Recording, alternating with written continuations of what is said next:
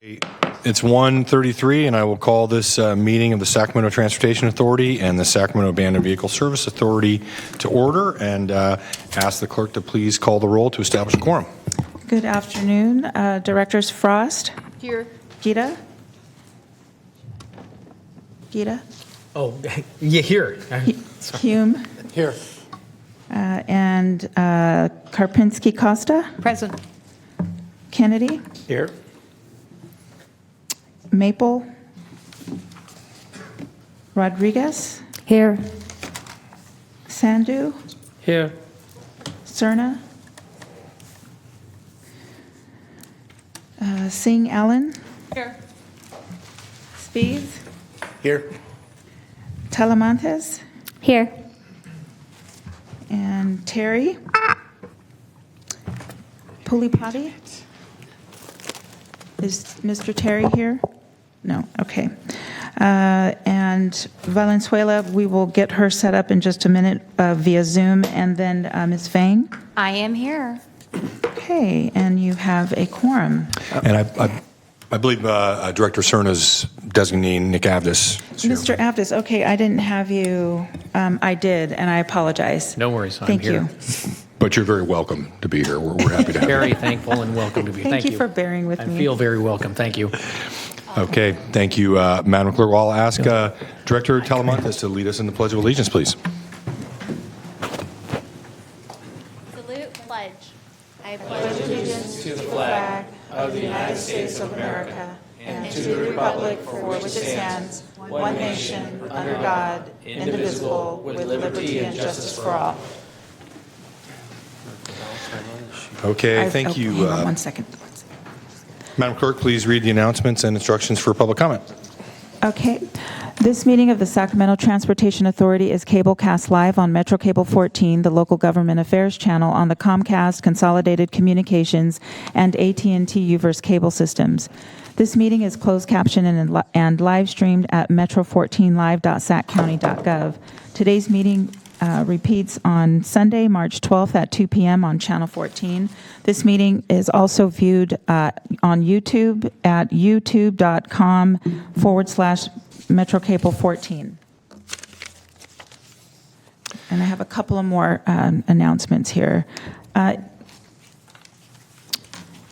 This is regarding the public comment procedures. For in-person public comments, speakers will be required to complete and submit a speaker request form and hand it to clerk staff. The chairperson will invite each speaker to the podium to make their verbal comment. If you'd like to make a comment by phone, please dial 916-875-2500. And please follow the prompts for instructions. And the clerk's office will transfer each caller in for each agenda item. And thank you in advance for, you may be on hold for up to an extended period of time. You may also send written comments in by email to boardclerk@saccounty.gov. And you may also mail those comments in. Email comments or written comments will be filed in the record and distributed to the board. And that concludes my statements. Okay, well, thank you very much, and it's good to see everybody here in person on this crowded dais. Okay, we'll start with item one. This is for off-agenda public comment, and I'll ask if we have any public comment. I have not received any speaker slips, and I don't have anyone in the phone queue at the moment.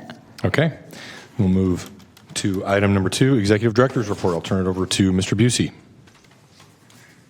Well, thanks very much. We may have one comment. From off-agenda? Yeah. Just want to I check. haven't We have one. received it. Oh, here comes a slip.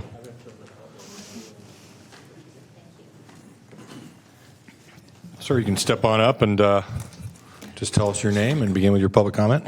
Chairman Desmond and members, Robert G. Holderness appearing today as your chair of the Independent Taxpayers Oversight Committee.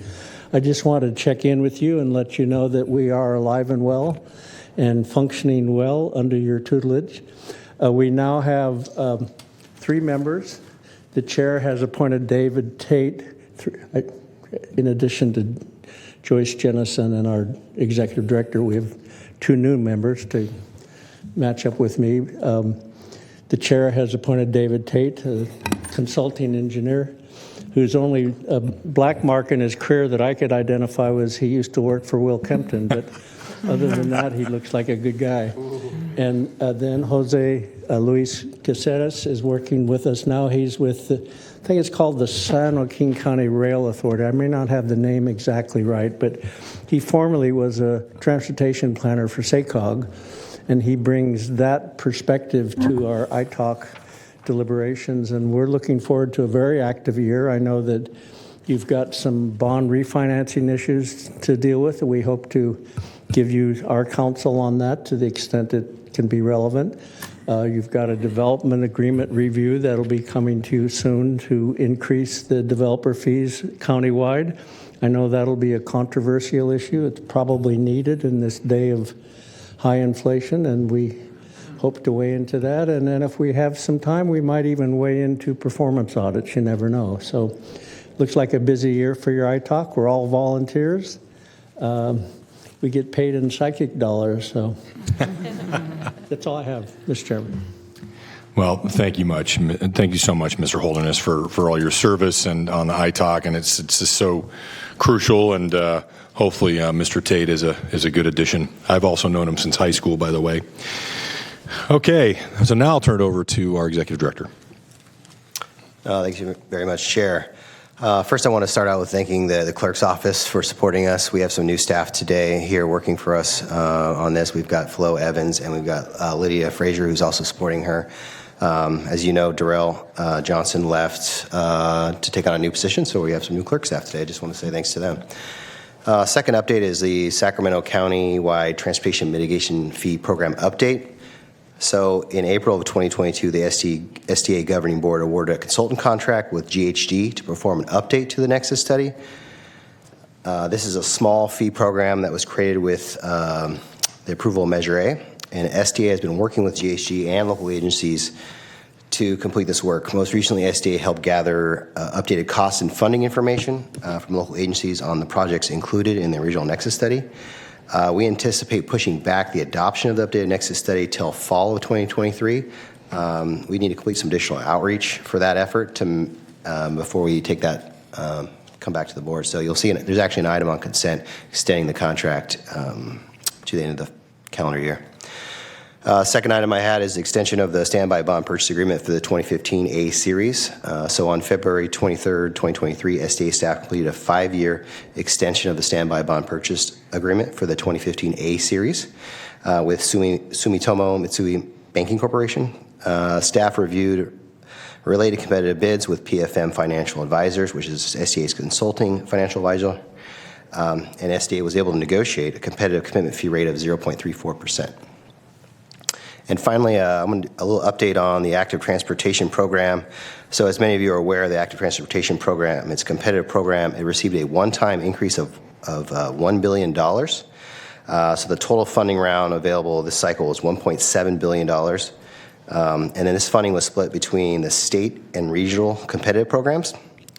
So the state awards occurred in December of 2022, with $39 million going to projects in Sacramento County and the incorporated cities. And at the regional level, SACOG has recommended the award of $34.8 million to these agencies, with formal board action anticipated in March 2023. This represents an investment of $73.8 million in active transportation over the next 2 years. And in the executive director's report, I provide a summary of the projects that are awarded, but you'll see that they're in the county, in the cities, Folsom, Citrus Heights, Elk Grove, City of Sacramento, Rancho Cordova. Everyone was able to get active transportation awards. That's a huge achievement for the region. So, and that ends my executive director's report. Thank you very much. Okay, thank you, Kevin. Appreciate that. First, I'll ask if there are any questions or comments from members of the board on the executive director's report. I don't see any. Any public comment on this item? We do not at this time. Okay. Thank you very much. Now we'll move on to our consent items. That's items 3 through 9. And first, I'll ask if there are any directors who would like to remove an item from consent or have comments or questions about any consent items. I'll move consent, Mr. Chair. Okay, we have a motion. I'll second. We have a motion and a second on the consent items. I don't see any comments or questions from directors. Any public comment on the consent items? We do not have any public comments. And may I ask the board if you could announce your name for me, please? Thank you, just to help me out on the first and the second. You got our motion? And then the second came from Rodriguez. Thank you. Okay, so we have a motion and a second. Please vote.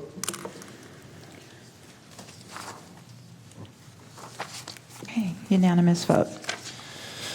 Okay, now we will move on to separate items. Start with item 10. We have a couple of VIPs in the audience today, and I'm not just talking about Ted Costa. And the first will be in item number 10, Madam Clerk. Item number 10 is the Sacramento Area Council of Governments presentation on the 2025 blueprint and other major initiatives. Okay, Kevin, do you want to introduce our first VIP, Mr. Corliss? Good to see you in our chambers. Wow, I wish they called me VIP. So this is James Corliss. He's the Executive Director of Sacramento Area Council of Governments, and he's going to provide a wonderful presentation on the 2025 blueprint, which is also called the MTP. Hey, Kevin, can I just stop you for absolutely. just one moment? So, I'm asking our Madam Clerk. So on consent items, there were a couple directors up here who had not logged in yet. So can we, but I think they've logged in now. Can we go back and take that vote again, just to make sure everybody's recorded for the vote? Let's try that again. This is on consent. This is pretty cool. Can we dial a friend? Phone a friend. Unanimous vote. Okay, hopefully everybody got in there that time. Okay, sorry about that, Kevin. Now I'll turn it back over to you. Item 10. Wonderful.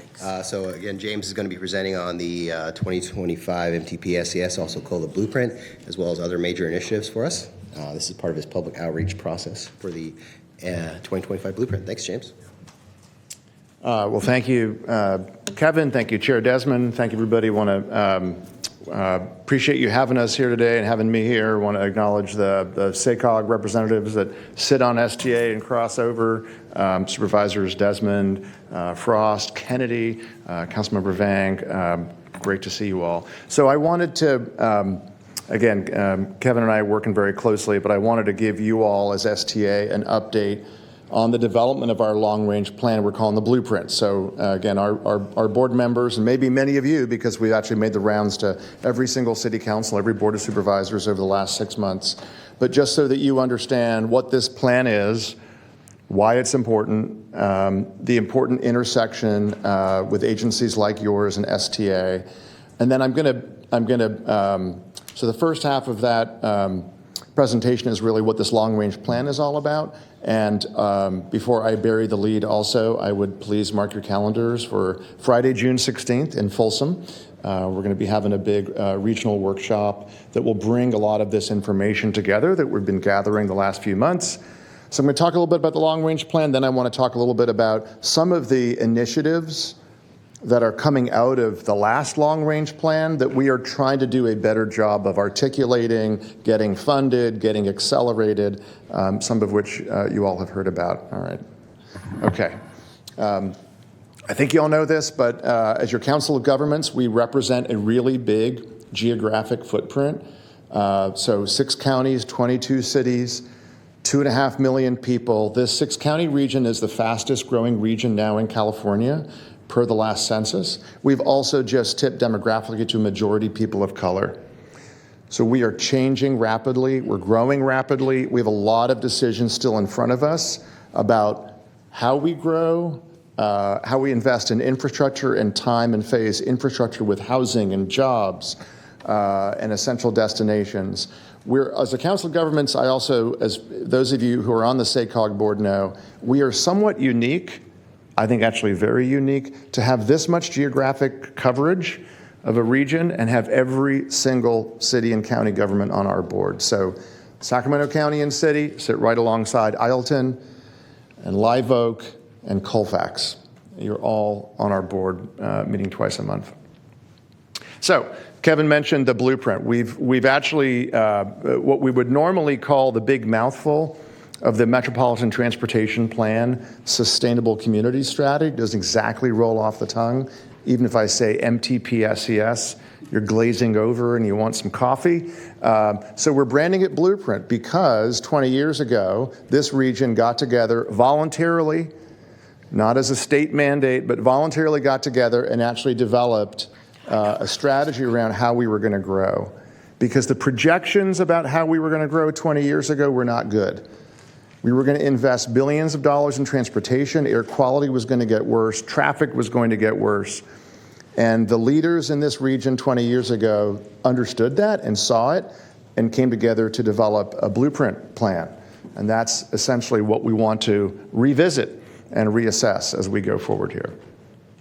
So this long-range plan is indeed long. It will cover from now till 2050. It covers that larger 6-county Sacramento region.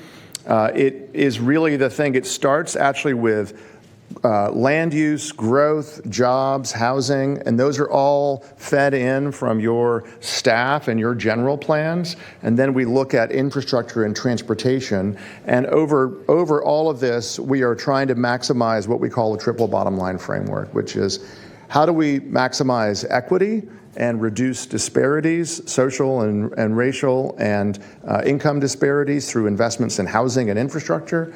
How do we have economic prosperity in this region so we're not just relying on government to provide our big economic generator, but we're actually making bets on the right things we should make bets on, like health and life sciences and food and ag tech, manufacturing and the like. And then finally, how do we have a clean environment, right? Clean air, clean water, but also reducing air pollution and air pollution from transportation, especially greenhouse gas emissions, which is, I'm sure you've heard a lot about, and you will hear a lot about. This plan has to reduce greenhouse gas emissions from transportation, 19% per capita by 2035 with a 2005 baseline. So it starts with growth and land use and housing and where we see that happening, where we see the urban form happening, the growth of suburbs. The blueprint from 20 years ago, and I want to really just emphasize this, the blueprint from 20 years ago is a balanced portfolio, if you will, of urban infill, suburban revitalization on the existing footprint, and greenfield that is phased, right? So it isn't all greenfield, it's not all infill, it's a balanced portfolio. And that, we start with land use and housing because that's what generates transportation demand, right? That's what generates trips. And those are good things because in some ways it's an indication of economic activity. But if we get too much of it, or we get too much reliance on single occupancy vehicles, it is very hard for us and you to manage that, especially going forward into the future. So we start with land use and housing. We think about transportation. The other thing I will tell you, as I've spoken to most of the boards and councils, the key thing on transportation, maybe I have a... Okay, I guess we took it out of that. The key thing on transportation to remember, as it is really on growth, we really have a fiscally constrained budget. So when it comes to transportation, we cannot do, if we add up all the things we say we want to do for transportation, we can't afford to do all of it. And so this blueprint, really by law, but really by principle too, is about a strategic plan of where we're going to make bets. So we can't fix our potholed roads. We can't build all the new roads and highways. We say we can't do everything on transit. We can't have all the intercity rail. We can't do all of it. That is our aspiration, right? So we can do some of it. But where we invest, how we phase those investments is a key question around the blueprint. I mentioned land use and housing and jobs, and it's a key part of how we start our blueprint work. And what you see here is basically a map of the region. In the dark blue, that's basically the existing urbanized footprint.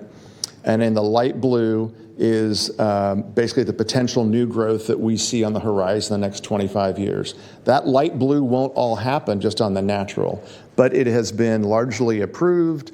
There are often specific plans, and so, again, how that new growth comes online, how fast it comes online, what that means for existing communities, existing neighborhoods and suburbs, that interaction over a large scale and a long time frame is what we do, is what that blueprint plan is all about. So those pathways, just before we get into some of the specific initiatives, those three pathways, we're in the process right now of analyzing those, running them through transportation models, air quality models, and for the SACOG board and for really anybody and any member of the public, the next few months we're going to be rolling out some data. So what would it look like if we didn't get any more revitalization of our cities and suburbs? We got very little revitalizing older strip malls or vacant parcels or all the parking lots and the strip malls that are vacant. If we couldn't revitalize our existing communities, what would that mean for traffic, air quality, and et cetera? So that data is coming out, and we'll present a lot of it at that event in Folsom on June 16th. That won't be the last time you have a chance to weigh in on it, but it will be a very important kind of milestone and stopping point. So that's essentially, I just wanted to give you the heads up of what the blueprint is. Long-range plan, very important, governs all the transportation, investments, air quality. We've got to meet a lot of mandates, but we try to do that really using the language of like, what do we want to be in 25 years? Who are we as a region? Where are we placing our bets? Understanding the market will drive a lot of it, but you are also have a huge role to play in your cities and counties.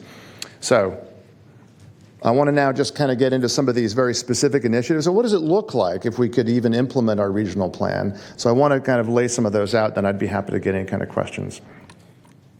So the first thing that is a sort of a very interesting, and remember, we kind of think about a 6-county scale. The question we're trying to ask is, what's the future of public transportation in this region? How do we get people to ride buses and trains? How do we get people to come back to ride light rail? Of course, then that brings questions up about what's the downtown workforce look like, right? Do state workers come back? What's the future of telework? But we're doing some really interesting work. I know we've got some SAC-RT staff here in the audience today with all the transit operators across the region, and we're doing a longer range study. And we're actually we're zooming back across the 6 counties, and we're trying to understand where is there a market, where are there markets for inter-regional, cross-county even, demand for trips. Because, and again, part of what you all are doing either here at STA or in your local cities and counties, we're trying to make investments in our freeway network where we could have high-capacity lanes, managed lanes, express lanes.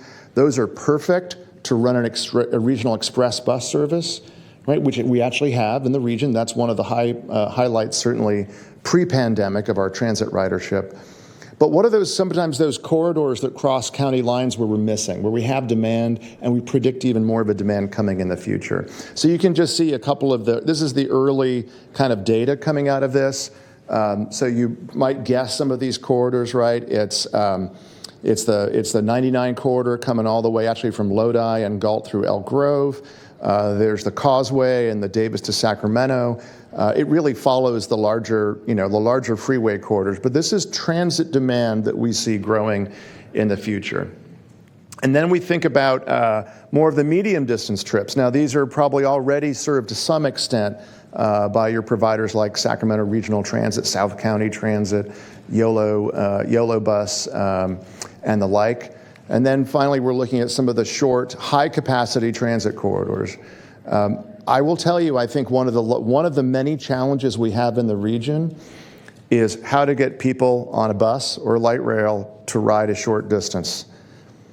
The longer distance trips, while it's a challenge of interoperability and seamless trip and not transferring from one bus to the other, the shorter trips are becoming harder and harder to capture ridership, to get enough demand. That's why many of your communities are looking at microtransit and things like this, point to point, which is in some ways better for customers, but is more expensive, right, per trip. So I'm just presenting this as this is part of some of the initiatives and the plans that we have in our blueprint, in our existing plan, but we've really kind of got to double down on and figure out where we're going to make some of these investments. And I will say, to close out the transit piece of this, light rail is great at moving lots of people fast, but we have to be, to my point about we don't have enough money to do everything, we cannot expand light rail to every corner of the region. We've got to decide as a region where it makes the most sense, right? Is it the airport? Is it Elk Grove? Is it across the river? And then go big on that. But as we do that, we have to understand, at least the way we see the world in this analysis, buses can be more reliable, can be more frequent, can be faster, can give you a premium service. So bus rapid transit, dedicated lanes, tripping the lights, buses on express lanes on the freeway network that we don't really currently have. That can also be, that's a huge opportunity for our region to think about, honestly, a level of service on bus that we don't have. And that's nothing about the existing service that we do have, but we could do better. We could make it faster and more reliable and more frequent. And then finally, of course, these kind of key connections in first, last mile. I'm going to kind of keep going through here. I mentioned when I talked about the blueprint that when we think about transportation, we don't just try to think in the world of transportation. We don't try to think in the silo of transportation. It begins with a question on growth and land use and housing and jobs and development patterns. And as I mentioned, our portfolio in the blueprint as a region from 20 years ago is a balance of urban infill, suburban revitalization, and greenfield. Well, the numbers are that our urban infill and suburban revitalization it's almost like they're in a drought. Like we are not getting that kind of level of revitalization that we need and infill. Our Green Means Go program is designed to tackle just that. Now these, I hope you've heard about this program that we stood up 3 years ago. This is a growth, economic development, and housing program to meet our state mandated greenhouse gas reduction targets. It is a transportation program, but we're solving it through housing. Because in these green areas that all of your local jurisdictions have adopted locally by resolution, our green zones are the places we want to see more housing, more multifamily, more affordable. They're on the transit corridors, and we know for a fact people drive less. They may still drive, but they drive fewer miles. And so from a climate and greenhouse gas perspective, that's a good thing. From your perspective as cities and counties, that's a good thing. Because you want more people. You want more housing on places like Stockton Boulevard and Folsom Boulevard. So these green zones have all been designated locally. The SACOG board last week in the Land Use Committee just approved a 30+ million tranche of infrastructure money, water, sewer, to upgrade, to allow developers to come in and do more infill housing. Frankly, 30 million is a drop in the bucket. The need is probably over $500 million and maybe more than that. But this is a huge part of our strategy towards reducing greenhouse gas emissions. So when we think about investing in transportation and infrastructure to get to that 19% number, I want to make clear this is one of our biggest strategies. It's actually it's an economic development housing strategy in addition to the transportation things we think we need to do. So just a few more. And again, I think I've talked to many about it. Interestingly, when we've gone and made the rounds, this program and initiative definitely gets a lot of questions, but also a lot of enthusiasm. This is our Ready, Set, Trails vision, which is a vision to connect every corner of the 6-county region with paved off-road bike trails and walking trails. And we can do that.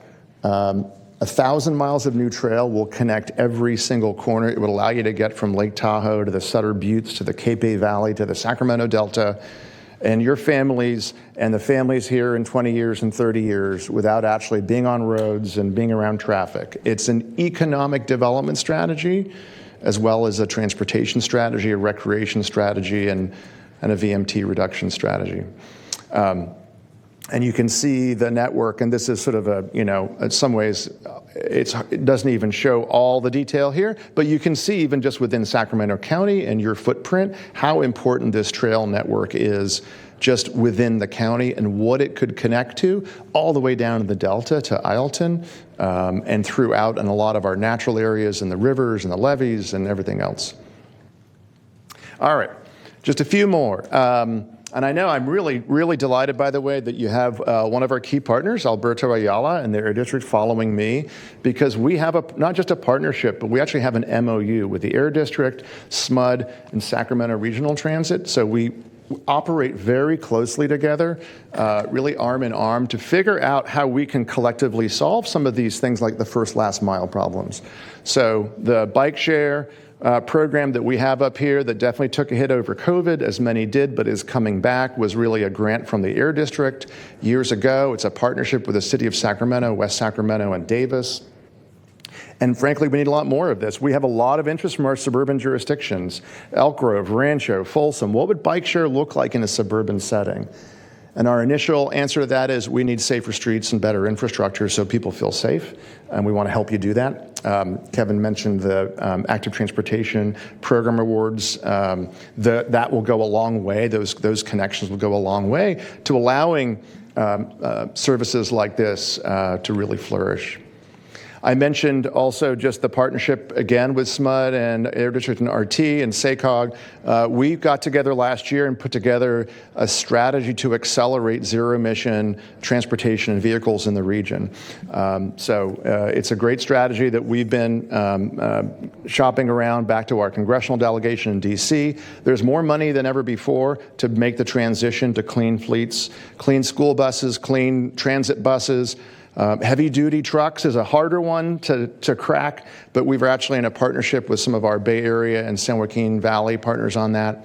Mobility hubs, electric charging, those hubs around those light rail and transit facilities. And finally, what's the workforce benefit upstream that we could try to maximize now, right, around trying to get the next generation of workforce trained up on the zero-emission future, and for us not to be a hub just of the vehicles, but to be actually capture all of those workforce jobs and economic benefits here as a region.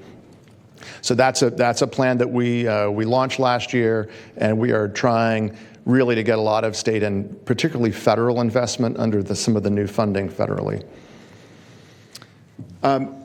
Really big on our radar, and I will be the first to admit it really just came in 2020. But starting in 2020, our board and our staff has put a lot of work into equity, reducing racial disparities, and trying to figure out how we can do a better job at engaging communities and community-based organizations. And the reason why I show you this Franklin District playbook here is because I think we don't have enough success stories of where communities have really engaged to kind of shape infrastructure, but this is one where certainly they have. They had a planning grant, Franklin Boulevard. That planning grant, lots and lots and lots of community engagement, then has led to infrastructure investments up and down Franklin Boulevard, which I think some of you are very aware of. But what does it look like across the county and across the region to really try to get community-based organizations and neighborhoods and communities that really haven't been at the table before to really help shape? These could be small things, crosswalks, lighting, right? Transit facilities, tree canopy. It could be small things, but it makes a big difference. And I just got to tell you, as a transportation planner, we have not done a good job in the past. We have designed for people and not with them, right? So that's something that we have a $3 million kind of pilot program. We're developing it this year, but we only will do that with all of your cities and counties, agencies like STA, right? This is not SACOG coming in and fixing your disparities in your community. This is us working with your staff and working with nonprofits to figure out how can we do a better job at bottom-up planning, which will then shape investments. I mentioned the larger 6-county region that you see there in pink, but as you all know, we are now connected economically to the Bay Area, to the South Bay, and to the San Joaquin Valley. This is our mega region working group. We have 4 members from the Sacramento region, the SACOG board, San Joaquin Council of Governments, and MTC in the Bay Area. We've been working since 2020 to identify 12 projects that tie the mega region together, because we've had a lot of Bay Area people move up here. We have a lot of companies in the Bay Area that may be looking to leave California, but if they could put some of their workforce up here, keep some of their workforce in the Bay Area, and we can actually have a transportation network that facilitates, and as you know, it's not 9 to 5 necessarily anymore for some of those jobs. So what are the investments we can make to make sure that we can get people back and forth? And those companies can stay here with a Northern California footprint that has spin-off benefits for our region. Okay, last slide. We run a program that was really sparked by our board. Many of you have youth commissions. We have a youth leadership academy. I just went there last Saturday, Supervisor Kennedy with Supervisor Bratt from Yuba County, and I probably don't have to tell you, we're really planning on behalf of these kids. And the vision that our high school students through our Youth Leadership Academy have and the passion they bring, by the way, they will be there on June 16th as well, so we can hear from them. But it's a fantastic program. Some of you who have participated, we really try to walk them through these regional challenges. I'll end on this one note. I went last week and talked a little bit about the blueprint and what I do for a job, because we're trying to get them interested in the career as well of planning and regional cooperation. And the first hand went up and she said, well, this is a great plan and it sounds nice, but where's the accountability? I mean, who's actually overseeing implementation of it? That was the first question. Right, so I think that perspective is a great note to end on, because we can make all the great plans we want. My frankly desire is to get them implemented and accelerate them, because I believe that nothing short of the success of our region hangs in the balance. So with that, happy to answer any questions. Thanks for your time. I have a comment. Yes, thank you very much, Mr. Corliss. Now I'll turn it over to my directors for comments and questions. We'll start with Director Rodriguez. I have a comment. So for me, this is very exciting because I grew up in the heart of San Francisco, where one can get anywhere by walking or taking transportation, or if I wanted to get to San Jose or Oakland, I didn't have to depend on my car to get there.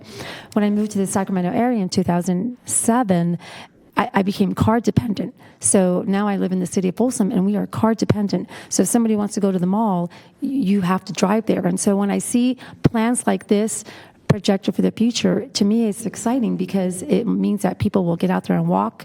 Even when I look at the trails, it gets people connected to physical activity, and that's such a good thing for our region. And I think I agree. It's definitely an economic development for our communities throughout the whole Sacramento region. So that's it. Thank you, Director Rodriguez. Director Hume. Thank you, Chair. Good to see you, Mr. Corliss. I'd like to first start just by, again, reiterating what I said to you privately the other day, that I would very much like to see the Green Means Go extend in Rosemont down to include the corridor along Kiefer that I think is ripe for commercial re-envisionment, reinvestment. And then my next question is a little more of an intellectual exercise. And I remember being back in D.C. at FTA at least a decade ago and talking to them about light rail coming to Elk Grove and saying, well, we think we can explore bus rapid transit as a viable alternative in the interim until such time as the funding comes available.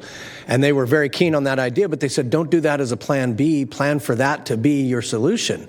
And so I guess my question to you, and I know that you spent some time in DC as well, is how come everybody seems to think that bus rapid transit is such a positive, viable, malleable way to spend our dollars, and yet it has not seemed to take off? What do you have a inkling as to why that would be? I think it's actually taken off in a lot of other countries that can't afford light rail.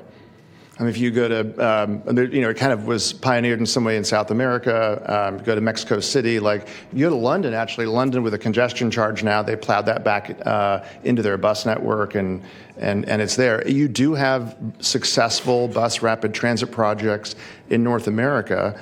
Interestingly, in the United States, they're largely in smaller places that, again, can't really afford that dream of having light rail.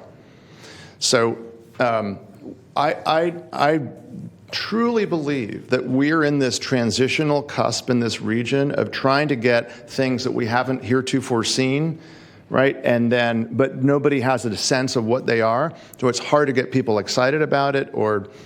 And so bus rapid transit is one of those things. I mean, we are naturally a bus region, and we should not abandon light rail. We should develop around it and make it more successful and get ridership up. But we are a natural bus region. But it's going to take infrastructure. It's going to take dedicated lanes. It's going to take, it's going to take not just SAC-RT, but each one of you as jurisdictions to say, okay, this is what we want. And we're willing to get together and actually go for this. Hopefully, Stockton Boulevard could be one of the first out of the gate. it is, it's hard when you're trying to sell something that people don't know, right? You'd rather know the thing in front of you, or fix traffic, right? That's what you know. Or light rail. Hey, we have light rail. Let's take light rail to the airport, or let's take it to the south end of Elk Grove. And that's not a bad idea. It's just an expensive idea, right? And so we have to be thoughtful about what we can afford, truly. And I think we can afford a lot more bus than we can afford light rail extensions. All right. Thank you. Director Kennedy, you had actually on this matter? Thank you very much, Sherry. I just wanted to respond to Director, what's your name? That's actually, it is taking off. We had recently out along all of the routes that RT is looking at for rapid transit. We had the FTA administrators out. We had Congresswoman Matsui and her staff out, and it was extremely positive.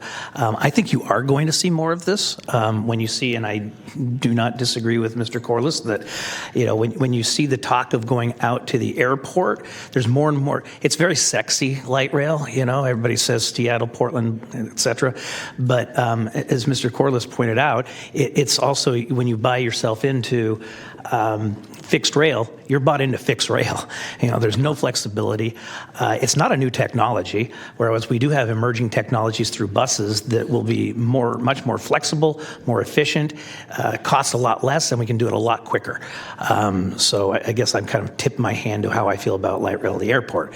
But you pay attention. It's coming. There's going to be more and more of this. Thank you, Director Kennedy. Vice Chair Guerra. Thank you, Mr. Chair. And I wanted to also make a comment that, Director Kennedy's point here is the city of Sacramento started with BRT already with funding the transportation plan down Stockton Boulevard. But even while maybe it happens in one city, that's not a successful network. It has to be a regional approach. And in fact, I even envision BRT where it can take you from Oak Park and at the Aggie Square facility down Stockton Boulevard, all the way down to Sky River Casino, and if you look at the way the old network was, you could possibly even get down to Lodi. So if you think about what BRT could be in the future, it's there. Now, my comments were more about that, why I punched up to talk, were more about, I think this is an important opportunity for the public to start thinking about transportation in a different way. Generally, the public only thinks about transportation in the morning after they get their kids, ready to go to school, and then all of the drama, I'll say, that happens between drop off and picking up your coffee and getting to work on time, and then on the pickup. So I think what this opportunity for us as we go through the blueprint gives us a venue for having these deeper conversations about what does 30 years look like.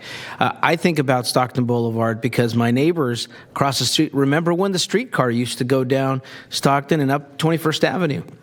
And they would just walk over to 21st Avenue and take that streetcar down to downtown when they needed to.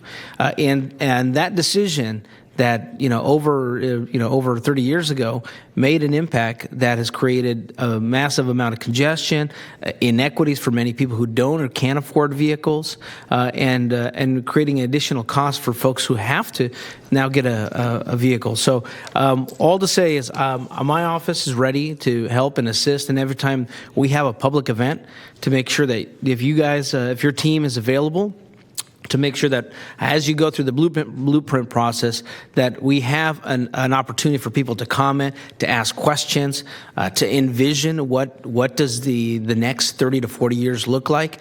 And also, I think to the point of Director Kennedy just made, let's stop thinking about the technology of the past. We need to start envisioning what does the next 30 years look like, not what we did 50 years before. So with that, Mr. Chair, I'm excited about this, but I think this board represents a very diverse set of the region that if we all took on a little bit of time to engage in the blueprint process, it would help increase the input from the residents to talk about transportation in a meaningful way. Chair Desmond, can I just jump on that one really quick? I appreciate that, Councilmember Guerra. I mentioned the June 16th event, but we're actually ready and poised to do small pop-up events in any community that you want. So in terms of resident input, and we don't want to hold a public meeting in our office at 7 o'clock at night, nobody shows up. We want to come to where your people are and your residents are. So we will make that available to you so that you can feed back to us, and we'll show up at your antique fair, your farmer's market, whatever it may be. But we're ready, and this period right now, the next few months, is a perfect time to do that. Thanks, James. Director Karpinski-Costa. I wanted to say, first of all, if you've never been on bus rapid transit, you would love it. We took a cab from the LAX to Union Station to go to a conference, and when I was with the city, and it was $50. Found BRT to go back to the airport. It went down the middle of the freeway. It made record time, and it was $1 per person. So it was such an enjoyable ride. It's like when you get on the freeway and they have that part that's, you can't get off. You're stuck on it. That's kind of like what it is. You just keep going over. The Grapevine had one once. Says, this is cool. You don't have anybody around you. So and then I think from SeaTac to Seattle is a BRT system that I was on. That's another thing. It goes underground for a little bit, and then it comes out, and it just goes right to where you're going. It's incredible. So that was my comment. I think it's good. We're going to do light rail down Sunrise Boulevard, and we go, So BRT could be a little more edible. The other thing I wanted to say is I love the trail idea, and I'm just sorry that I'm 76 years old and won't be around to see it. But recently you approved some monies for our extension to the Arcade Creek Trail, and we look forward to that because we've already got the first part done, and it's going to be exciting to do the next segment. And I've been involved through my neighborhood association and through the city, so I'm excited about that. And then I wanted to ask you something. Okay, when I was campaigning, I bought a NEV. They're wonderful. A neighborhood electric vehicle. It's licensed. It's insured. It's got my little DMV sticker. I have all the safety features: seat belts, headlights, horns, and all that. And it can travel it around as much as it's electric. And it's like a giant golf cart, but it's not as big, it's not as small, it's not as clumsy. And I go everywhere. I must have put on hundreds of miles during my campaign in my NEV without driving my gas car. So I would wonder if we couldn't promote more NEVs. It's like people have to realize when they're behind me, I'm not going to go more than 20 miles an hour. What's fascinating, Councilmember Guerra said the technology next 30 years. If you follow kind of global auto trends, you follow China and what's happening in terms of vehicles in China, small electric is the future. Small electric, cheap vehicles, right? And so, and you probably know Lincoln, California has quite a few NEVs, and partly because of the retirement communities, but it's really interesting in terms of charging and infrastructure and making sure people are safe. So I don't have a lot to say about that. I just think there's a real potential we need our own opportunity. lane, though, because I can't go down Sunrise. I can't get on Greenback. I can't go out we need Boulevard. some dedicated lanes for you then. For the slow guys, go slow. And as a prior CHP officer, that kind of makes me cringe, having those on those larger expressways. So that's in bus effect. rapid I transit thought you were an and English just- major. It's going to be good. Okay, Director Singh Allen. Yes. Thank you. I was very pleased to see the trail system. We have a very robust trail system in Elk Grove, and our community is looking forward to that connectedness to the greater region. I think that's an exciting opportunity for all of us and worthy of celebration. But I would be remiss if I didn't do another plug that our city is definitely looking forward to light rail coming into our city. Fully understanding, of course, the cost, but where it stops right now, and it coming up on Bruceville.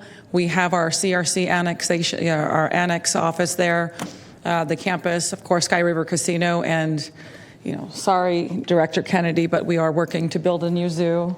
I know that causes you heartburn, but our city is growing, and light rail definitely puts us it puts us in a position to be better connected to our greater region. So thank you, though, for your presentation. Thank you, Director Singh Allen. I'll turn over to Kevin, and then I'll take the last word before we go to public comment. Yeah, thanks. I just wanted to provide a couple comments. So as James talked about the high-capacity bus network, I want to point out that whenever you're implementing a high-capacity bus network, it operates on the roads. And so a perfect example of this would be the Stockton Boulevard project, which Vice Chair Guerra talked about. So that's a project where we got the County of Sacramento, City of Sacramento, SacRT all together to submit a grant application to SACOG to do BRT. And when I say BRT, it's not just BRT. It's rehabbing the road. It's improving biking and walking. It's doing all that stuff you need to get the ridership where you need to be. Currently, it's Route 51, which has the highest ridership in Sacramento County for SacRT's network. So it's the most viable BRT option. So I know I was working with that group trying to get a good application together and asking for letter of support. So we did submit that to SACOG.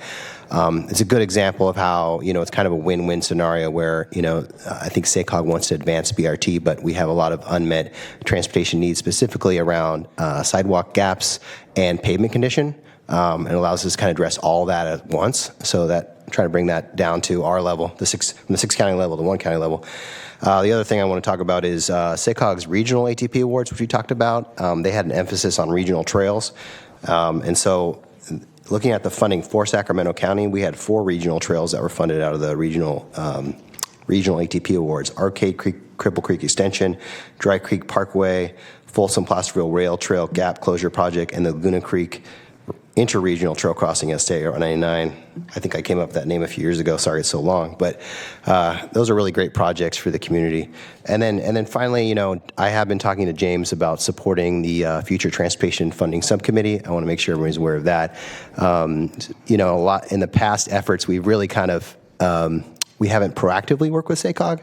It's been SACOG's very reacted to what we've put together, and I'd like to work more proactively with SACOG. So I've been working with them, trying to get a little bit of assistance so that we can present some options to the Future Transportation Funding Subcommittee once it's formed. Can I just build on that before you close, Chair? And again, I think when you read our last long-range plan and some of you read them, like Kevin reads them all the time. He has them next to his bedside table.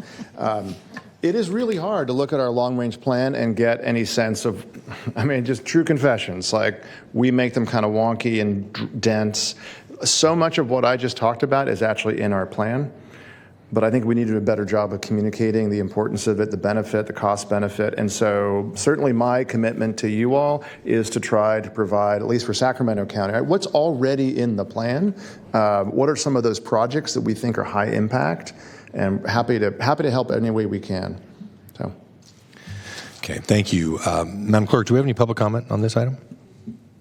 We do? We do not have any public comments. No public comment. Okay. Well, it looks like that's the. So I'll just have the last word here. Thank you, James, for being here. This is great. I'm really happy you had a chance to come talk to all of us as representatives of Sacramento County. And for those of us on the SACOG board, obviously we're committed to a regional approach, but just the sheer scale of the need in Sacramento County is just something we all feel as representatives in the county. And Kevin, I'm glad you mentioned some other aspects of transportation infrastructure needs, like sidewalk gaps, something that seems so simple but is so prevalent in some of the unincorporated areas that my fellow supervisors represent and colleagues in the city as well, particularly unincorporated areas that have suffered just because of a governance structure from a lack of good transportation planning. So don't want to lose sight of those things. But I also would be remiss if I didn't counter Supervisor Hume's comments by saying, yes, let's also look at BRT, though, along these other corridors, like you and I have talked about so many times, James and Watt Avenue, Auburn, Fair Oaks Boulevard for bus rapid transit. I think, my goodness, we have some just great opportunities in some of these unincorporated, urban unincorporated communities. So thank you very much for being here. And what's the date again, in June? June 16th. June 16th. So you'll get an invite next week. Okay. Terrific. Oh, well. If I all right, may, make it quick. If I may. I don't know if my comments were misinterpreted, if I didn't say them correctly. I am far from needing to be countered by suggesting we look at other corridors for BRT. Quite the opposite. Big fan of BRT, thinks it makes loads of sense, have thought that way for over a decade. My question was, why has it not taken off until now? So I agree, and I'm glad to hear that we're looking at it. I hope that this pilot project is successful, and I think that it ought to be more prevalent. I love the enthusiasm over BRT. I'm just going to Yeah, you're getting a big message here. From an advocacy perspective, I had to get a plug-in for my district north of Stockton Boulevard. Thank you, James. You're welcome. Okay, this is a receive and file, so no action necessary. We'll move on to item number 11, where we have our next VIP, Dr. Ayala. Madam Clerk. Item 11 is the Sacramento Metropolitan Air Quality Management District presentation and approval of the transportation-related air quality 5-year program and authorizing the executive director to sign a Measure A ongoing annual programs memorandum of understanding. Kevin, I'll turn you over to introduce it. That was beautiful. So the doctor is in. He's going to present for us, Dr. Alberto Ayala. I just want to clarify that, yes, he's going to present on the 5-year transportation project, environmental quality program. I think I got that close. So what is the 5-year plan that Sac Metro Air Quality Management District is going to implement? And then we're also asking the board authorizing me to sign an MOU so we can give him the money on an annual basis or a monthly basis for the next 5 years to implement the plan. So that's it. Thanks very much. Thank you, Kevin. Thank you, Board, for this invitation. It's a pleasure to be here. I got to share with you, Kevin and I have this thing. He's got the PE, I have the PhD. So we argue. I'm an engineer as well, so we argue which is the better of the P's. But anyways, thank you very much for the invitation. And I'm going to be very brief because I think the multiple references that Mr. Corliss made to air quality and carbon reductions that touch on our agency, I think are going to answer a lot of the questions that I was asked to come and share with you. And probably the most critical one is, again, to give you an understanding as to why the Air District needs funding from Measure A. So we are one of the first agencies in the expenditure plan for the existing Measure A. And the intent, again, is to enable the region so that when we achieve the goals that SACOG just related to us, that we do it in a way that doesn't take us back in the progress that we have made on air quality. And it also is aligned with our most recent goals in terms of decarbonization. I mean, that at a core point, that is really what we're trying to accomplish.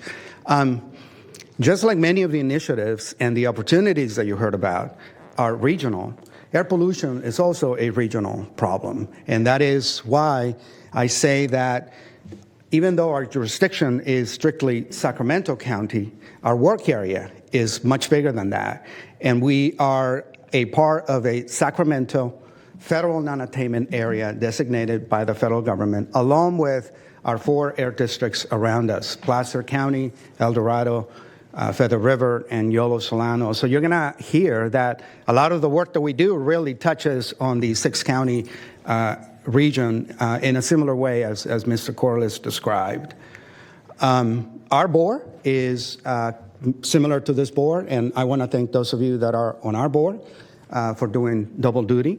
It is the county and the 7 cities in it. And here is the 5-year plan for the expenditures that come to us, the funding that comes to us under the existing measure.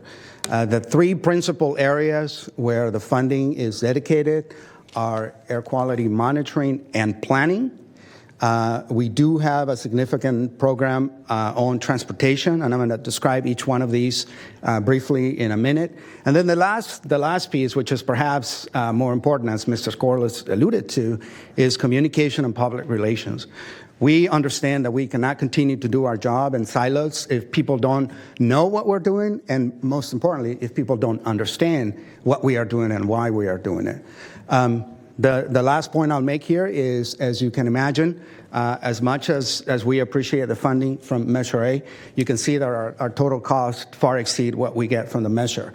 The reason for that is twofold. One is we continue to have to do more without necessary funding. And we continue to have to absorb mandates both at the federal level and at the state level without funding. And then the second point, which you all understand, is it's just more expensive to do things these days, right? And a lot of the funding that an agency like ours has doesn't get automatically adjusted as things get more expensive. So it does create a pinch point for us.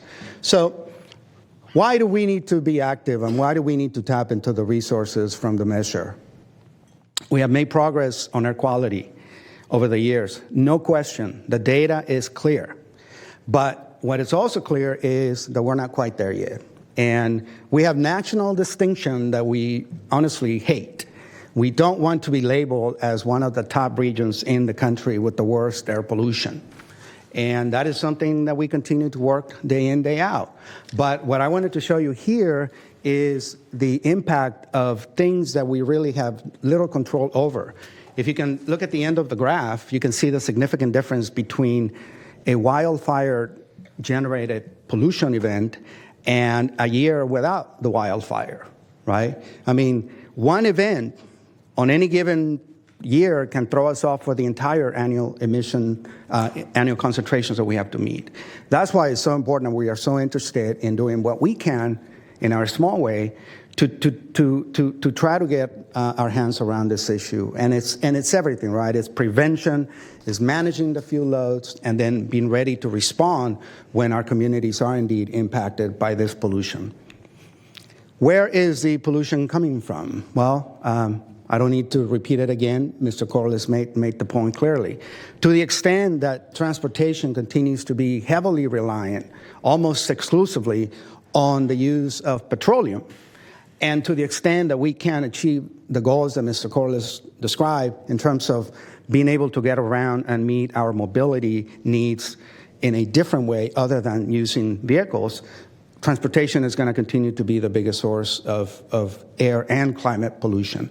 Obviously, it's not the only one, right? We live in a society, and modern life and the conveniences of modern life are fossil fuel based. And that's why it's so important for us to think about a different way for the future.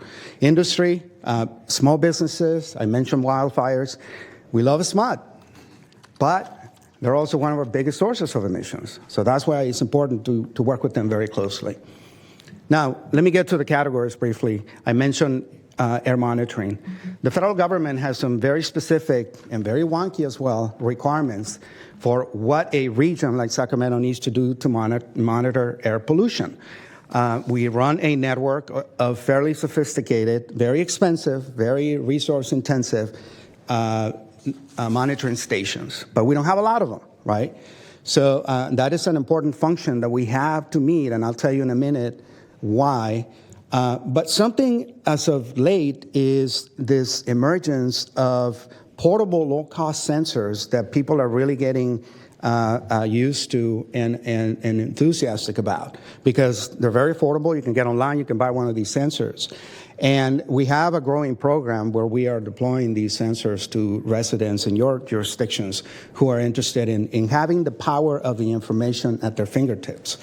And I listed here South Sacramento Florin because the connection to Stockton Boulevard is so that if we achieve the transportation goals that you just described in the previous item, it is going to reduce emissions in a community that is one of the most disproportionately impacted communities from an air pollution standpoint in our region. That is one of our priority communities.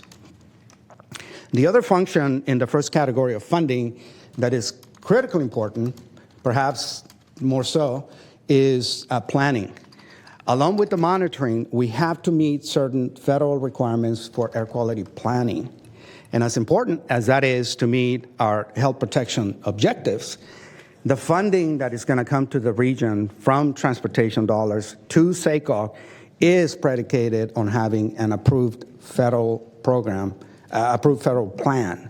And that's why it's so important that we check all the boxes, do the things that we're expected to do so we don't compromise the ability to remain eligible. And that's one of the reasons we work with SACOG very closely. The second category is, again, getting into our transportation category, is if we want to reduce the impact of transportation, the fastest and most efficient way to do it is to modernize and turn over the fleet. If we just let the new standards do their thing, that takes too long. It's very effective, but typically new vehicle standards, are phased in over years. So that's why it's so important to continue to attract public dollars, either federal or state, so that we can create incentives to try to get people to adopt cleaner technology. Clearly, zero-emission technologies are here, and that is really the ultimate goal. On a typical year, we are able to leverage Measure A funding and bring about $20 million that we allocate to businesses in your jurisdictions who are willing to work with us and adopt these technologies. And they can be private or they can be municipal public fleets. We have a great growing relationship with Sacramento RT, and we want to get more EV transit vehicles for them. The technology that we're interested in comes in two flavors. We're interested in molecules and electrons, meaning battery electric vehicles, but don't forget, there's also fuel cell electric vehicles. And that's why I continue to bug many of you, because one of the opportunities that the region has is to figure out a way to crack the nut. How do we get to a region that is a hydrogen economy region? Because one of the biggest issues we have is the freight sector, as Mr. Corliss alluded to. You can put batteries on an electric vehicle. You have NEVs, as we heard, right? But how do you get a big rig to either carry batteries or load, right? And fuel cells can be a key technology. That's why we are so bullish about the technology. Equity and mobility is also an important and growing program under the Air District, because we understand that the way I think about it and the way I talk about transportation, we're not interested in better transportation. We're interested in better, more equitable mobility. And if all we do is turn every combustion vehicle into an electric vehicle and nothing more, we're going to fall far short of our goals. We need to think of better ways to achieve mobility for everybody. And one of our core missions has become to deploy these programs that are highly leveraged with the funding that we get from Measure A. The first one is our community car share. Wonderful concept. We have about 11 affordable housing communities that have dedicated vehicles for their use.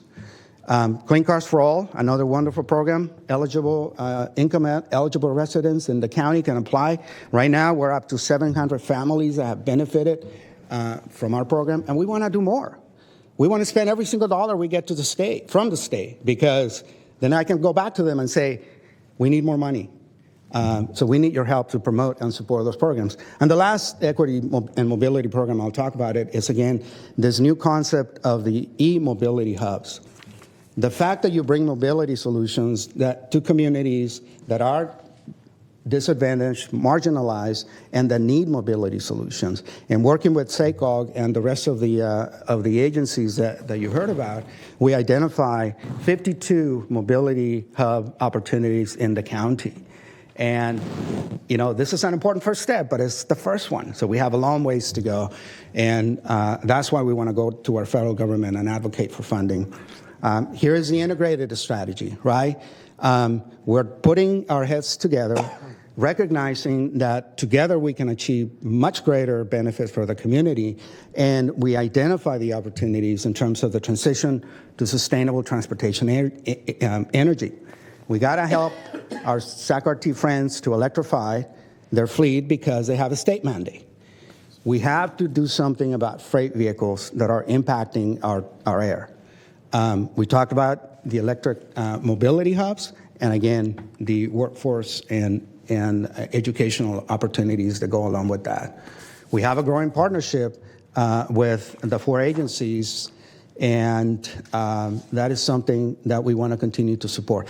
And then the last piece of transportation is we work with your planners very closely because of land use. Land use decisions are really impactful, as you know, for a number of reasons. One is once you decide a project today, it's going to be here for a long time, and it's going to be very difficult to retrofit and change those. So we are mindful of not only the operational impacts of those development projects, but also the construction phase impacts of those development projects that your planners are putting in place, and that is a role that we play. And then the last one, again, communication. This is something that we want to do more because, as Mr. Corliss says, we have the same problem. We're not necessarily the best to communicate clearly with our communities. And now that we have to do it in multiple languages and be culturally sensitive, it's really taking us to task, but we want to do this. And we spent significant amount of time, and we want to do more in terms of be better able to communicate that. The key is we are definitely in the transition to the clean energy future. We need to communicate and to inspire everyone in our community to say everybody can be a part of this transition, not just those that can afford the Teslas. That concludes my presentation. I'd be happy to answer any questions. Thank you again for the time. Thank you so much, Dr. Ayala. We have a couple directors queued up to offer comments and questions. I'll start with Vice Chair Guerra. Great, thank you, Mr. Chair. First, I just wanted to thank Dr. Ayala and all of your team at the Air District for their work. I know he's not here today, but I did want to, recognize Director Terry. His effort in the city of Rancho Cordova, willing to begin to finance air monitors for their areas, prompted the city of Sacramento to put in money to start our own air monitorings connected to the network, and we're filling in those gaps. And I think that level of information and that data is helping us to be more competitive for us when we go to the federal government, go to the state for financing some of the challenges to meet our air quality goals. And I think, one of the key things is, I think it's slide 9, that talks about the investments, about $20 million annually. And for the new members of the board, this is critical money that not only is being spent to improve our air and avoid what we saw in LA or has been, or in other cities still, where you have smog days, but this money goes directly to a lot of our small businesses, our local contractors, our local electrical workers, folks who are manufacturing, and now those lines buses are being assembled here in the county, and that is economic development. And I think when members of this board are looking at transportation measures, when we're sitting on other boards, we need to be thinking about the multiple approaches at how are we spurring economic development, how are we addressing our air quality goals, and how are we addressing also the equity issues in our city. But we don't talk about how much in the air quality space we're also supporting our small businesses and retailers here. The last thing I'll say is on slide 5, if you move to slide 5, this is something that credited to the county here and the Air District, but I think it's one more up, or the one with the graph, Director, or the PM 2.5. But when the Check Before You Burn program was put in place, that made a significant impact in 2008 that addressed the particulates. And obviously, that jump is from the forest fires, and we're working with our partners in El Dorado and Placer to see how does Sacramento participate on addressing, the fire issues. But that's all unfunded work. One of the things that is important to know is that if we want to maintain that level, the state isn't giving us any money for that Check Before You Burn program. The feds aren't giving us any money for that. And so in thinking in the future about how do we maintain this level of attainment, we have to keep in mind that a lot of these successful programs are Sacramento programs, but they're not funded by anybody else other than us. So with that, thank you, Mr. Chair. I know Board Member Vang is there to punch up, and I just want to thank her for advocating at the state the other day when Sacramento was asking for money from the state. Thank you, Vice Chair Guerra. Director Vang. Thank you, Chair Desmond. I just first wanted to, is my mic on? Let me make sure this is my first time there at it this is. TV. Okay, great. Thank you, Chair Desmond. I just wanted to take this opportunity to also give my thanks to Dr. Ayala and our incredible staff at the Air Quality District just for all the work that y'all are doing to improve the lives of residents throughout our region. I represent one of those communities, AB 617 communities, actually in the state that has one of the worst air quality, not just in the region, but in the state of California. California, and that's South Sacramento, Florida. It was up earlier. Dr. Ayala has shown that. And, I just want to speak on that South Sac, Florida, and Meadowview. The reason why I went to the state is because, funding has been flat, and we need more resources to make sure that we could really improve capacity, education, and getting those programs to those families. I know that many of you also represent areas that have long suffered from health inequities, especially in our unincorporated areas or in our rural areas as well. And so I know this is very dear to all of you. As Dr. Ayala shared earlier, and James also shared, we have to stay the course on educating our communities about the work that we're doing. That's really important, because the more they utilize the program, the state sees that, and then we will get more funding. And so, these dollars are really important to continue the work. It provides the resources, the tools, and really the program that's really needed on the ground to improve air quality and the quality of life for our residents in this region. And so I do believe this item does require a board action, and I do want to take this time to make a motion to approve this item. Thank you. Okay. Thank you, Director Vang. We have a motion and a second from Vice Chair Guerra. Before we go to vote, I'll ask Madam Clerk, any public comment on this item? We do not, and let me just do one more double check. We do not have any public comments. Okay, I don't see any other directors in the queue to speak, so please vote. Thank you. Unanimous vote. Okay, thank you, Dr. Ayala. Okay, item 12, the main event, the presentation about bond refunding. Hang on. Can you just give me 1 second? Dustin, I'll Can I just turn it read over to this you. into Or the record? Madam Clerk, Item please, 12 is the presentation on the refunding of the 2009C, 2014A, and 2015A series bonds variable rate to fixed rate. Hello. Good afternoon. Chair and Vice Chair and Directors. So I want to introduce Peter Schellenberger with PFM Financial, and he will be presenting some unique opportunities we have in the interest rate environment and the bonds that we currently hold. Thank you. Thank you, Dustin. Good afternoon, Chair, members of the board. Nothing better than to end a board meeting with an interest rate discussion. Kevin's already briefed me. We've got 10 minutes to try to keep on time, so I'm going to move fairly quickly, which could be a saving grace here. I'll start with the market update, and I was here, I appreciate your time, virtually, I suppose, in January, so we've looked over your portfolio. I know it takes a couple times for some of the interest rate concepts to sit in. This first page, general takeaway, interest rates are up. I think you all know that just reading the daily news. Here we're looking at tax-exempt rates. Tax-exempt rates that issuers like the Sacramento Transportation Authority can issue under are up anywhere from 1.5% to 2% over the last 12 months. Here we're looking at two graphs over the last 5 years. The top yellow line is a 10-year U.S. Treasury over time. The blue line is the 10-year tax-exempt rate over that period of time. As taking a step back, rates are up. With that, there is some opportunity, and as taxable rates have increased over time, with respect to the authority's interest rate swaps, of which you have 318 million of interest rate swaps outstanding. We'll look at that in detail in a moment. There is a mark-to-market or an annual, there's a cost to exit those interest rate swaps. As interest rates go up, that cost goes down. So that is actual beneficial impact from rising interest rates. Conversely, as you go out and issue debt, you go out and issue bonds, you do so with the blue line on the tax-exempt line. And so, yes, tax-exempt rates are up, but taxable rates are up more than tax-exempt rates. And so we're getting this following relationship.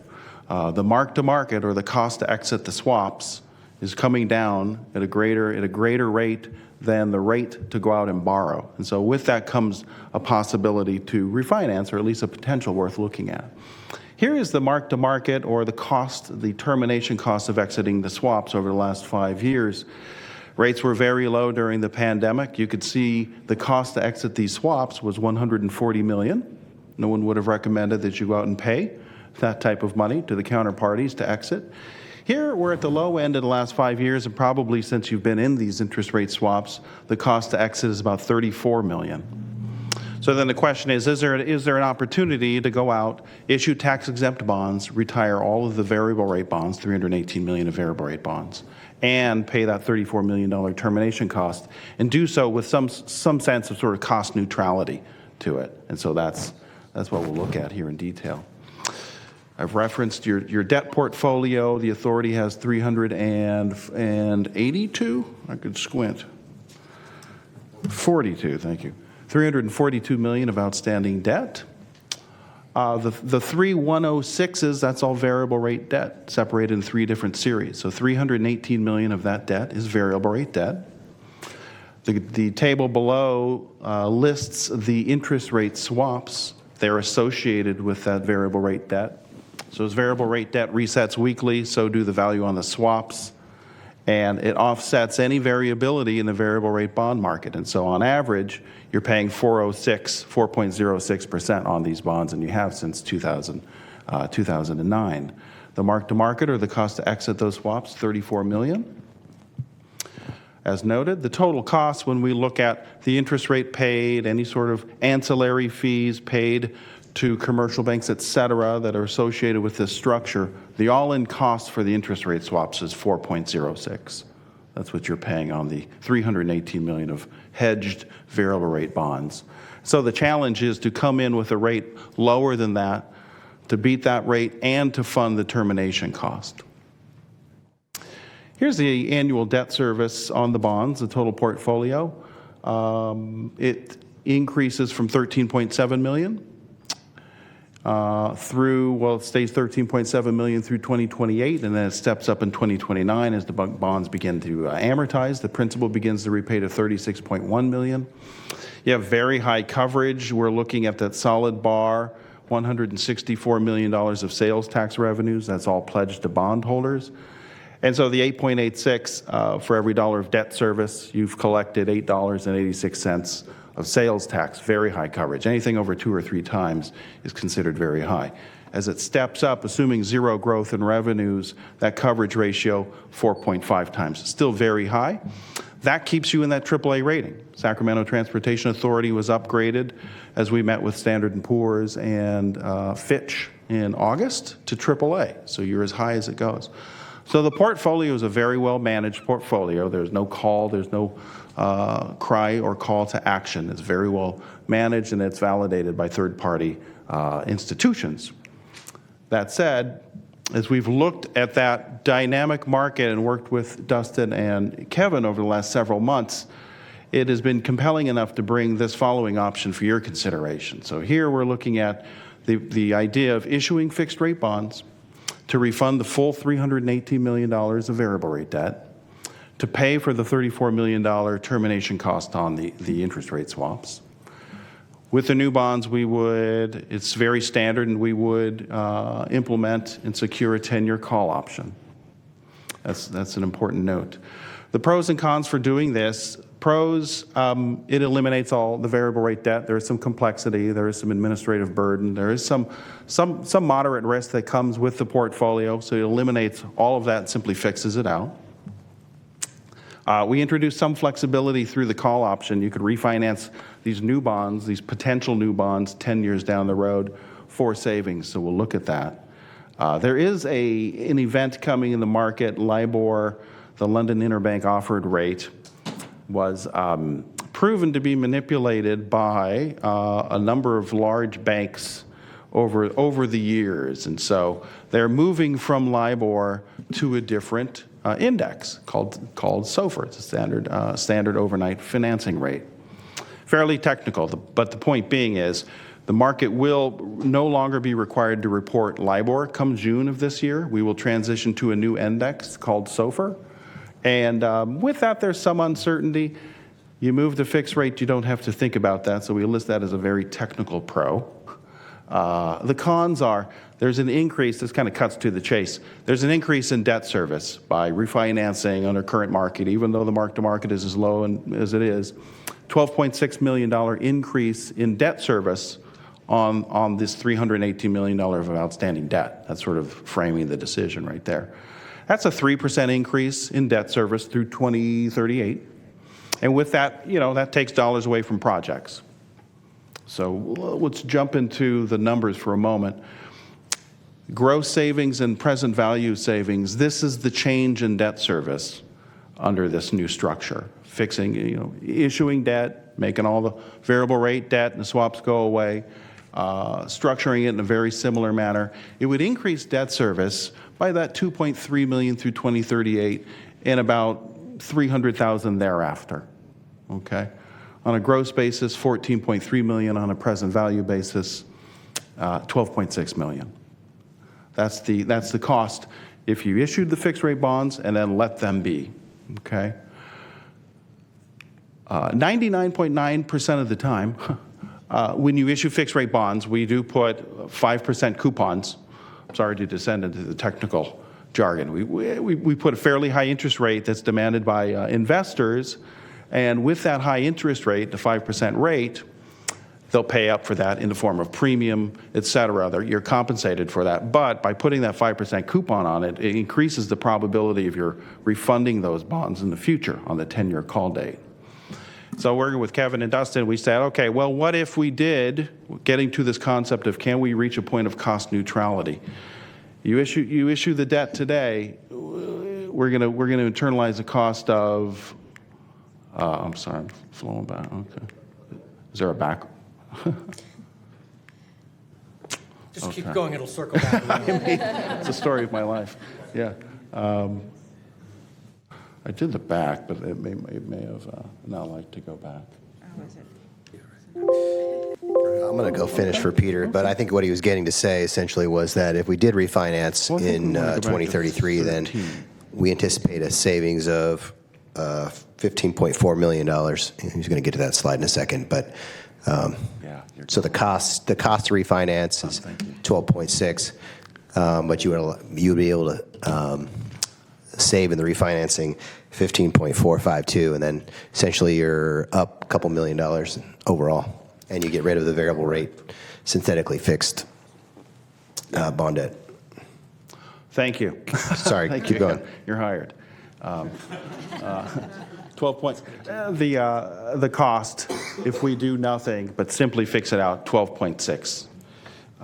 If we assume that we exercise the call option on these fixed rate bonds 10 years into the future, and we assume we issue debt at the 20-year average of where the rates have been over the last 20 years, not cherry picking any particular rate, then you would refund those bonds and you would receive $15 million of savings at that point in time.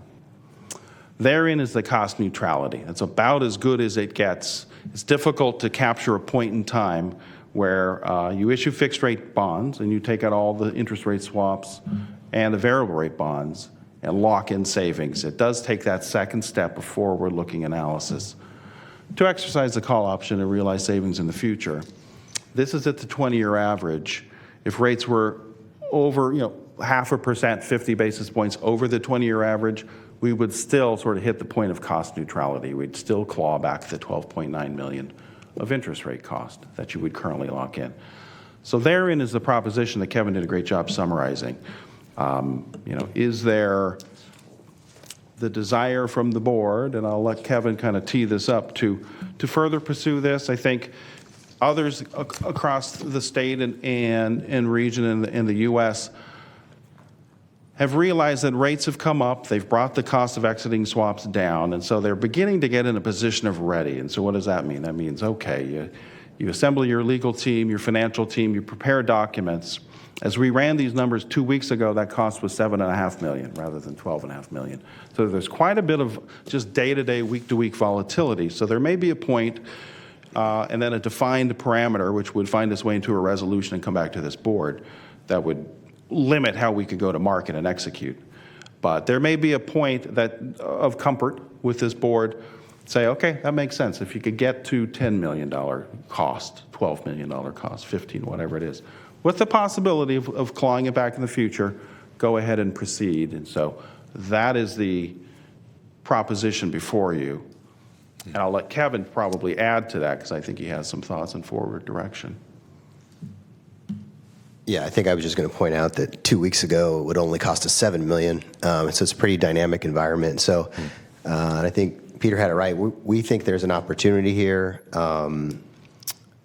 we just want to get to, it takes a while to get things going to the point where we actually take advantage of it. And then right before we take advantage of it, we would come back to you and say, things have lined up and great news, we're going to move forward, and hopefully it's better than what we're proposing here, or at least similar.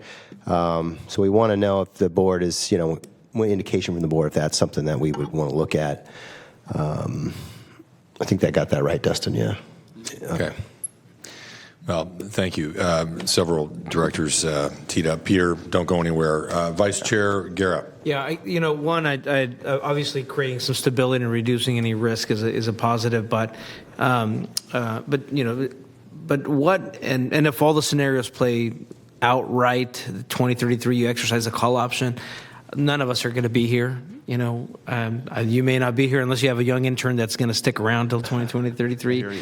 What mechanism is there for the county or this board to circle back and figure out how to take that action? Because I'd hate to take an action today and I think, first of all, I feel it's appropriate to let you continue and see if this actually pans out, and maybe things change and it goes back to $7 million for the cost. But I'd hate to take an action where we add a cost and people forget in the future, and that's an opportunity cost for future infrastructure projects in the future. So that's my only question, I guess, is what mechanism would we use? How would that come back around so that the future members of this board, or if this entity doesn't exist, the county execute the call option?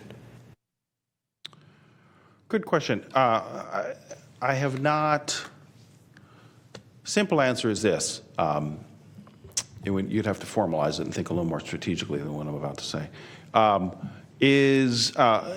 The market forces and the market dynamics. You get certain folks that this is their livelihood, investment bankers first and foremost, and they're constantly monitoring bonds and then looking for chances to refinance, because then they could get their underwriting fee if these bonds are in the money, or potential savings candidates in the future. So it's typically a market force, if you will. We continually look at we came to the board last year and we refunded bonds last year for savings for the authority because they were in the money. So there's that continual process, and that's sort of how the industry is built. So that's, to be honest with you, where I'd first and foremost get comfort, is that folks are sort of highly motivated by compensation to look at the portfolio and then bring you ideas that save you money. And if you put 5% coupons on these bonds, which this analysis assumes we do, then there's an incredibly high likelihood that these will drive in that neighborhood of $12 to $15 million of savings. And so that idea is going to percolate up, and it'll come back to you just through market forces. Could you draft something in the resolution that would come before you that sort of mandates an annual review?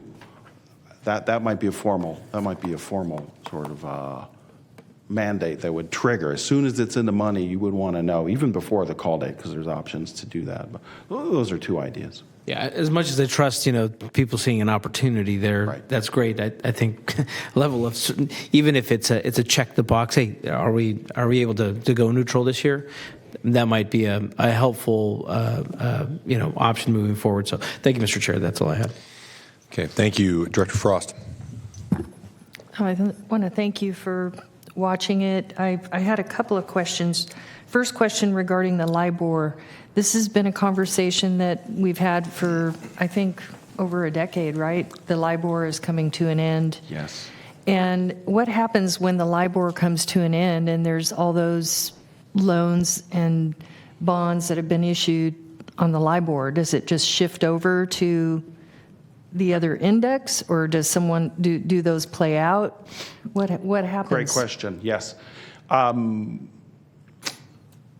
There has been standardized protocol put in place where on the date that LIBOR ceases, then there is something called the fallback protocol, that folks who have adhered to the fallback protocol have ensured that any documents that reference LIBOR will immediately shift over to SOFR. And so the authority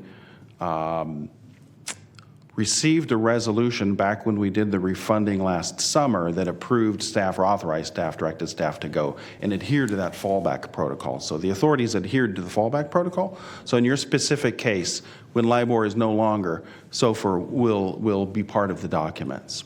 But they'll have to honor the contract. They won't be able to change anything. That's right. And the industry is very aware of this, and the industry has calibrated the new index so that the mark-to-market and certain sort of value metrics should not shift when the index transition comes. So you've got the industry monitoring, you've got sort of us monitoring the transition, and you've already adhered to the fallback protocol. And so then my next question is, why are you nervous?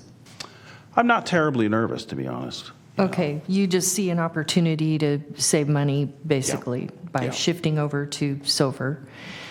My next question was relating to the new, if we were to refinance out of it, get rid of the variable and, take our hit on, letting the swap go.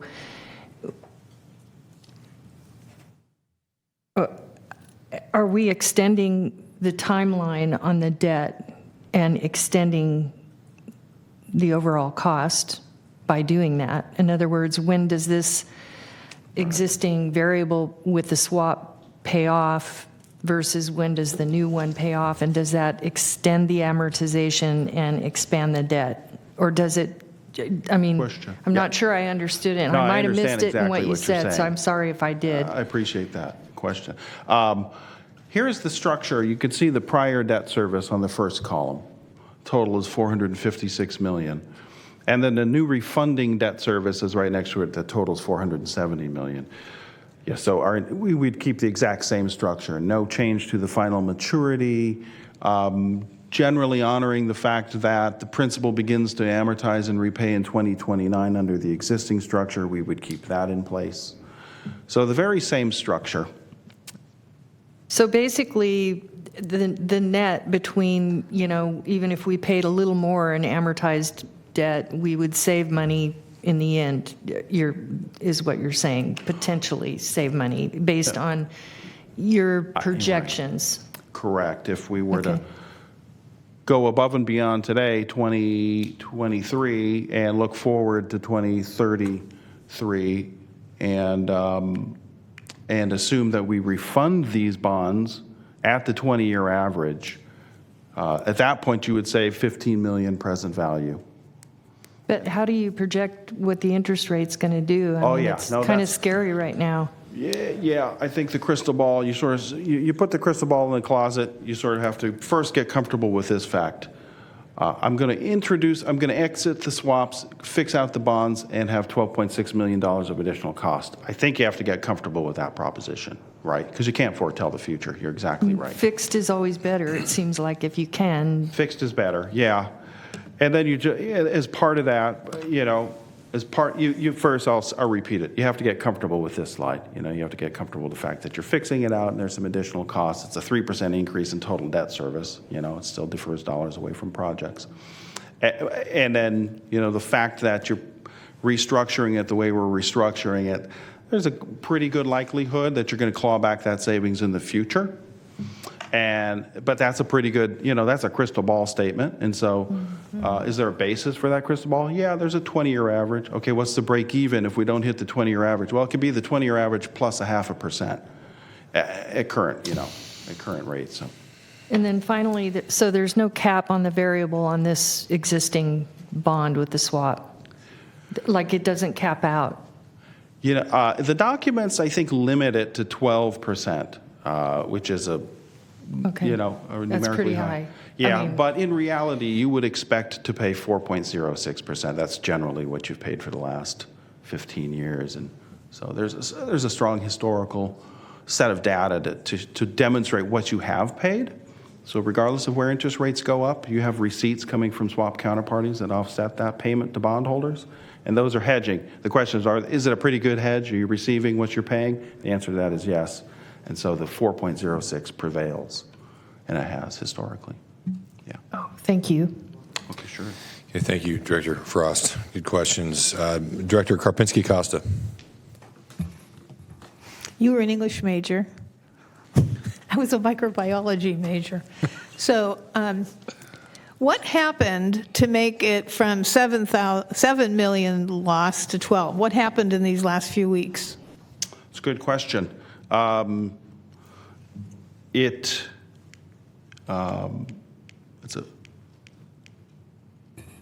relationship between that yellow and the blue line changed a little bit. It's a fairly technical answer, but we want that yellow line to be high, so the mark-to-market that we have to pay, that $34 million comes down. But you said when interest rates go up, the cost of the swap goes down. Correct. That's what you said. Yeah. So interest rates going up, and they're going to go up again. That's right. So wouldn't we want to wait until we see it go down again? Well, here's the point. You want your taxable interest rates, then you start splitting your world of interest rates. You want taxable interest rates up relatively higher than your tax-exempt rates, which you will go out and issue these new bonds under. And that's been occurring. Typically, the 10-year tax-exempt rate is about 80% of the 10-year taxable rate. The tax-exempt rate's about 80%. That's typical. Right now, it's about 65%. So that relationship, it's relatively attractive to issue on a tax-exempt basis compared to a taxable basis. And then that taxable basis is bringing down the cost of the swap. So it's really the difference between those two rates that's creating this. There's two phenomena. Rates are up, and it's bringing down your mark-to-market, your cost to exit the swaps. And taxable rates are up more than tax-exempt rates. So if you sneak in on that day, then you get we could get $7 million or something, So you're saying we have to be comfortable with the fact that we would be out $12 million, and any projects that we thought we could fund would not get funded? That is what I'm Until saying. 2033? Yeah. Okay. Yes. Thank you. Thank you. Director Hume. Thank you, Chair, and I apologize. I'm going to have to bounce upstairs for a Zoom call in a minute, but if I don't hear the rest of the comments here, I do support exploring this further. But this conversation, if this doesn't elucidate why PAYGO is preferable, I don't know what is, because you complicate things in addition to making it more expensive. But I saw both Ted and Bob nodding during this deliberation, and I don't think it was in agreement. I think it was like, okay, well, hold on, I'm still here. This is heavy stuff, and it's complicated and it's confusing. And so I want to make sure that I understand exactly kind of what we've just been talking about, which is the reason for doing this is because we're anticipating that the rates are going to go up in the short term, and therefore variable is bad. We're going to buy that coupon in order to be able to anticipate that at the 10-year mark or beyond, the rates are going to come down lower from certainly where they're projected to go, but maybe even where they are today, and therefore we will be saving money in the long term if we buy into some new fixed rate debt. Is that a fairly concise way of looking at this? I believe you've summarized it well. Yeah. Yeah. I'll point out one thing is, the 20-year average that he's using. We're trying to give us an idea of if we refinance in 2033. Let's look at the 20-year average, right? I believe rates are actually lower than that in the short term now, just slightly, or right about that, because rates are really high. So that gives you an idea of that. If rates drop further, then there will be even more savings in 2033. So that would be the positive side of things. So there's a chance to refinance and save more. I think what Peter's really trying to tell you is that we can guarantee it's going to cost the $12.4 million now, but we have the chance of clawing that back and some. And right now, based on the 20-year average, I think we saved $2.8 million. But we're going to come back on this item. You're going to see it again. This is just. We're just trying to get a feel for the board. Hey, do you like where this is going? If we go with an approach where it's just a wash, we look like it's going to be a wash, but we get out of this variable rate, synthetically fixed bonds. There's a lot of administrative overhead associated with that we get rid of. Is that something that you guys are interested in? And if you are, then great. We'll continue on that path. And so again, basically, just so I understand it completely, we're buying stability. And that 12.6 is a worst-case scenario if our assumptions are incorrect. Correct, yeah. Okay. If you refinance today and never touch it again, it's 12.6. If you refinance today and then refinance in the future, the good chance that number comes down. Yes. Thank you. Okay. I'll just add on to that. So I think what we're also looking at is if it was higher, like 15 million or 20 million, and we knew we were not going to recoup those funds, we didn't have a chance based on that 20-year average, we would probably, at that point, no longer pursue the option. But we're looking for a cost-neutral solution. Right. And have you received enough direction and concern feedback from the board, would you say, Kevin? Because we don't need to take any formal action today, I think so. I believe. Well, but this is listed on the agenda as an action item, and Okay. we've heard a few members speak. I'm not sure we've completely got a consensus or anything here about moving forward. Okay. Well, go ahead. Mr. Chair, I'll make a motion to give staff direction to continue to explore this option, also with including some kind of a yearly provision to look at this refinancing so that we don't forget about 2033 or sooner. Second. Okay. So is that sufficient, Bill? That motion? Yes, Okay. and even if you vote yes right now, doesn't mean you can't vote no when they bring it back. This is just giving you direction to move forward. Before we vote, Madam Clerk, do we have any public comment on this? I have a question too. And Director Frost has a comment as well. Okay, Director Frost. Well, I just want to clarify that when the moment comes, you're coming back to the board to tell us where we're at and to vote on it. Is that correct?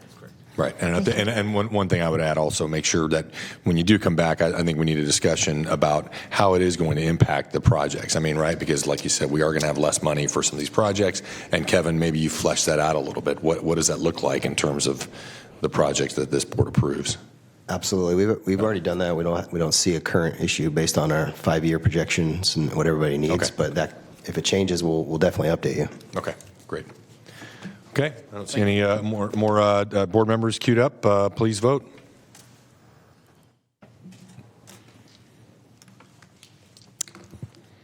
Unanimous vote with those members present. Okay, thank you. And that brings us to the last item, comments from authority members. Any comments? Director Karpinski-Costa. Earlier, we had your little iTalk guy come, and he mentioned that they work as volunteers. And I'm just wondering if it wouldn't be appropriate for staff to look into coming up with some plan to compensate them for their time. It doesn't have to be humongous, but maybe something. I see Mr. Holderness shaking his head out there. I mean, yeah, maybe, Kevin, you can come back and report on some ideas possibly for a stipend and what the implications would be.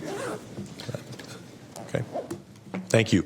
All right, and I'll just finish with just saying that an update on our future transportation funding subcommittee that this body agreed to form.